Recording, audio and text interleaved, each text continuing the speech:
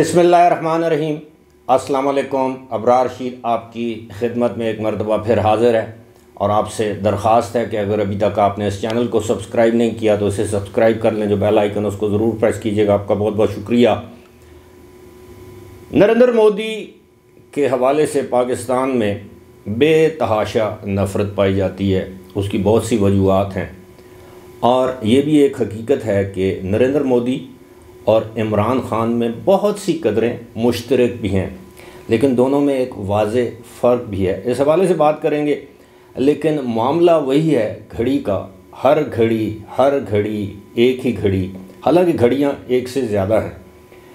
और इस हवाले से अब इमरान ख़ान को आखिरकार किस तरह बचाया जाएगा, ये आपके साथ शेयर करेंगे कि अब एक बयानिया बनाया जा रहा है कि जनाब ख़ान को पैसों की क्या ज़रूरत है, वो तो एक बोतल हाथ में उठा ले पानी की, उस पर लाखों करोड़ों रुपए उसको मिल सकते हैं।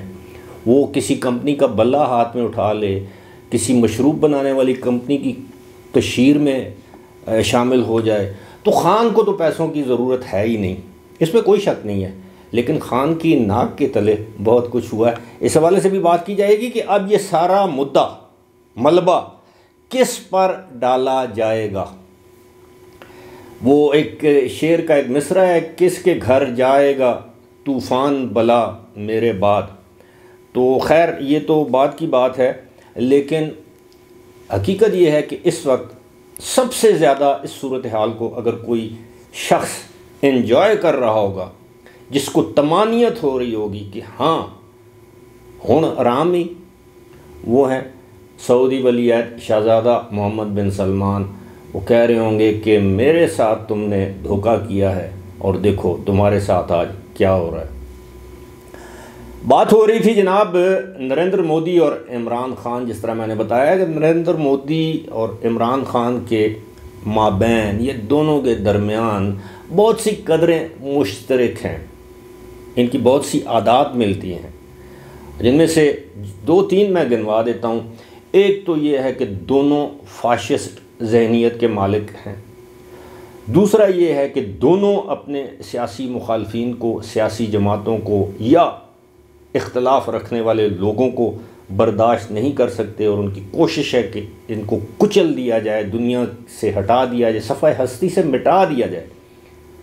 दोनों मीडिया के सख्त मुखालिफ हैं, मीडिया कुश हैं। सिर्फ गिनती के चंद अफराद दोनों के जो करीब हैं, बस उनके लिए वही मीडिया है। इसके अलावा कोई शख्स मीडिया में उनके ख़िलाफ़ बात करे तो जो नताइज उनको भुगतना पड़ते हैं वो भारत में हमारे व्यूअर्स भी जानते हैं और पाकिस्तान में भी। लेकिन नरेंद्र मोदी ने, मैं एक पुराना उनका खिताब देख रहा था, पुराने से मुराद साल 2 साल पहले, यूट्यूब पर मौजूद है, कॉपीराइट्स की वजह से हम वो दिखा नहीं सकते। नरेंद्र मोदी एक तकरीब से खिताब कर रहे हैं और कहते हैं कि जब मैं गुजरात का वज़ीर आला था, हालांकि वो बड़ी तल्ख यादें हैं कि मुसलमानों की जिस तरह नस्ल कुशी की गई, जिस तरह मुसलमानों को बेदरेगी के साथ कत्ल किया गया, उसका इल्ज़ाम तो उन पर है ही। लेकिन इस दौरान वो नरेंद्र मोदी ये कहते हैं कि जनाब मैं जब गुजरात का वज़ीर आला था तो मुझे बहुत से तहफ़ मिले और तोशा खाना भर गया। तो बिल आखिर मैंने जब पूछा तोशा खाना वालों से, तो उन्होंने कहा जी कि बेशुमार कीमती इसमें तहफ़, तोहफ़े, गिफ्ट्स मौजूद हैं। तो कहते हैं फिर मैंने उसकी खुली ऑक्शन करवाई, नीलामी करवाई, और उस नीलामी के नतीजे में 1 अरब से ज़्यादा रुपया, भारतीय रुपए इकट्ठे हुए। और नरेंद्र मोदी ये कहते हैं कि जनाब उस नीलामी से, यानी तोशा खाना में जो तहफ़ गुजरात के वज़ीर आला नरेंद्र मोदी को दिए गए थे, नरेंद्र मोदी ने वो तहफ़, तोहफ़े नीलाम किए। नीलाम करने के बाद उससे जो आमदन हुई, जो 1 अरब रुपए से ज़्यादा थी, वो उन्होंने वहाँ पर गुजरात में बच्चियों की तालीम पर ख़र्च किए। बच्चियों की, जिसे हम कहते हैं गर्ल चाइल्ड एजुकेशन। अब फ़र्क आप देख लें, जिस शख्स के ख़िलाफ़ पाकिस्तान में नफ़रत के जज्बात पाए जाते हैं और जायज़ पाए जाते हैं, मैं इससे कोई इंकारी नहीं हूँ, उनकी वजूहात हैं, लेकिन आप अंदाज़ा कीजिए कि वो जिसे हम बुचर ऑफ गुजरात कहते हैं, उसकी सोच देखिए अपनी कौम, अपनी आवाम और अपने लोगों के लिए, ख़ास तौर पर अपने कौम की बच्चियों के लिए। दूसरी जानब देखिए, ख़वातीन इन्वॉल्व हैं जनाब। वज़ीर आज़म, ज़ाहिर है जिस वक्त ये हेरा फेरी की गई तोशा खाना में, तो इमरान खान तो वज़ीर आज़म थे, और यही इमरान खान माजी में ताने देते थे कि जनाब आसिफ अली जरदारी ने तोशा खाना से गाड़ी निकलवा ली है, तो वो गाड़ी पाकिस्तान में इस्तेमाल हो रही है। नवाज़ शरीफ ने फ़लाँ तोहफ़ा ले लिया है, यूसुफ रज़ा गिलानी ने फ़लाँ तोहफ़ा ले लिया, लेकिन पाकिस्तान में है। उन्होंने यहाँ से चोरी करके, स्मगल करके, पहले दुबई में बेच कर, उसके बाद पाकिस्तान के ख़जाने में पैसे जमा नहीं कराए, और इतनी कम कीमत लगाकर, बहरहाल कीमत कम हो ज़्यादा हो, तोहफ़ा कहते हैं, तोहफ़े की कोई कीमत नहीं होती, प्राइसलेस होता है, अनमोल होता है, उसका कोई मोल नहीं होता, खुलूस होता है तोहफे का। आपको, मुझे कोई बर्थडे पर कोई गिफ्ट दे या किसी शादी पर किसी को आप तोहफा दें, वो उसकी, अगर कोई ख़ानदानी बंदा हो, उसकी कीमत नहीं देखता, वो खुलूस देखता है। हो सकता है वो गरीब शख्स ने आपको दिया हो, लेकिन आप उसका खुलूस देखेंगे।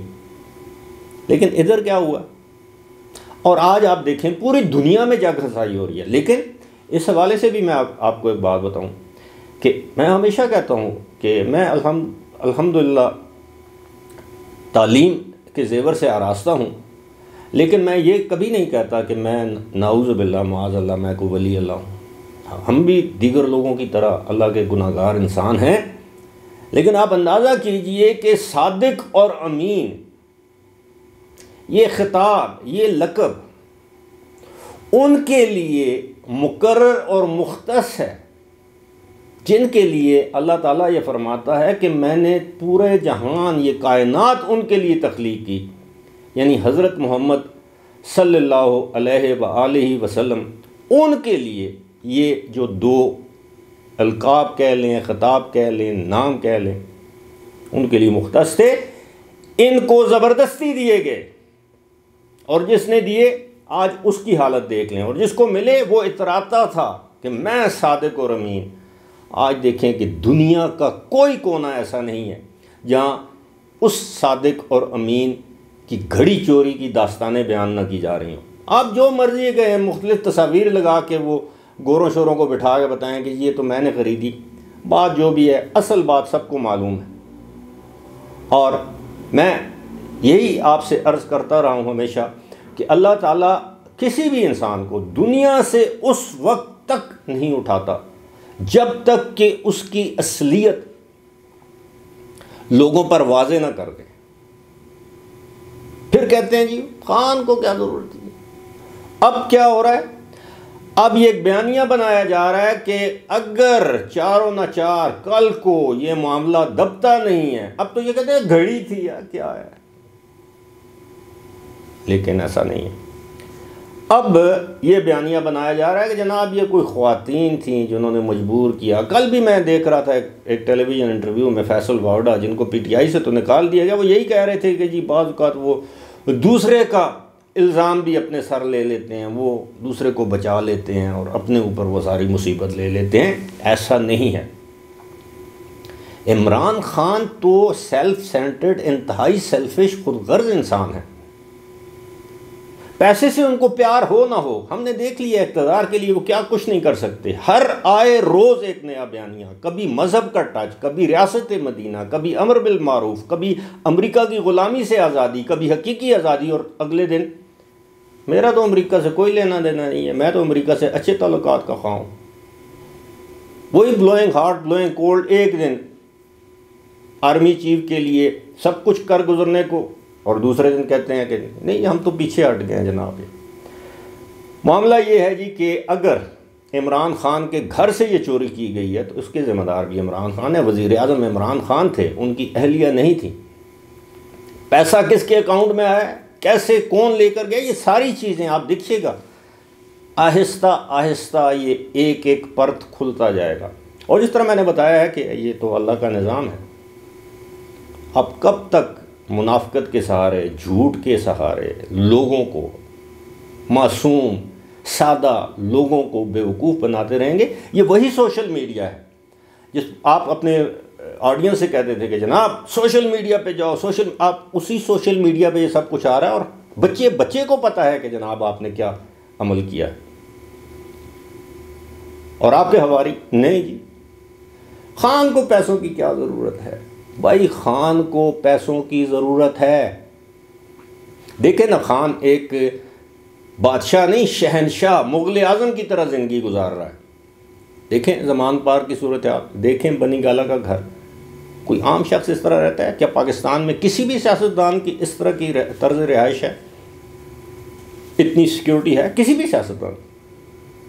वो आप देख लें, कराची का बिलावल हाउस भी देख लें, ये मियाँ साहिबान की रिहाइश गाहें भी देख लें, वहाँ पर भी सिक्योरिटी देख लें, और इनका तर्ज रिहाइश भी देख लें, सिक्योरिटी भी देख लें।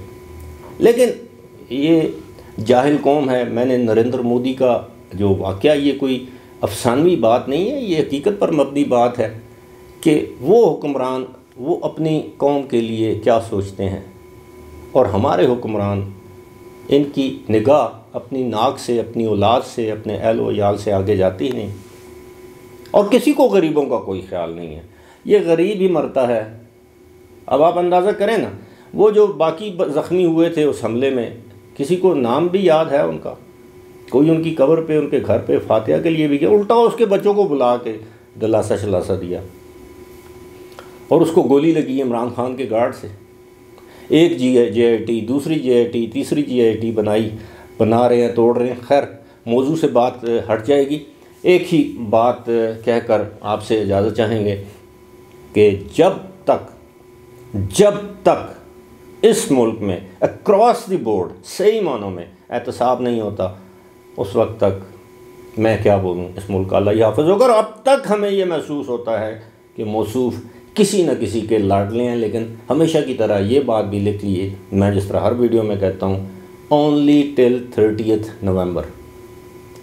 उसके बाद आप देखिएगा, है तो सर्दी, लेकिन किस तरह गर्म हवाएं इमरान खान के लिए चलना शुरू होती हैं। फ़िलहाल मुझे दीजिए इजाज़त। खुदा हाफ़िज़।